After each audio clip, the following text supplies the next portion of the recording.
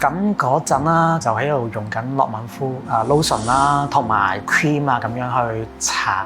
都有藥劑師啦，就同我分享啦。我原來搽 cream 其實要搽可能3彎咁樣嘅喎，一支400毫升咁嘅 cream，咁就大概1個禮拜左右啦，咁就要搽晒。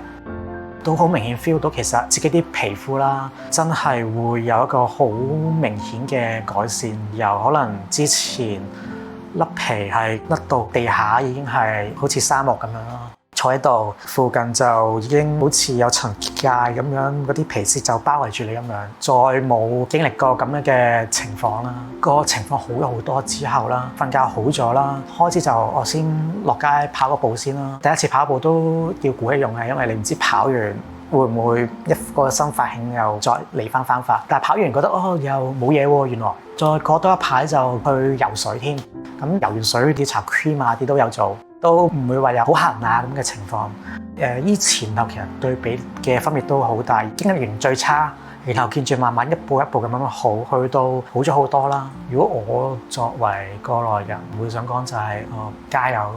你哋唔係孤獨嘅，一齊加油去共勉之啦。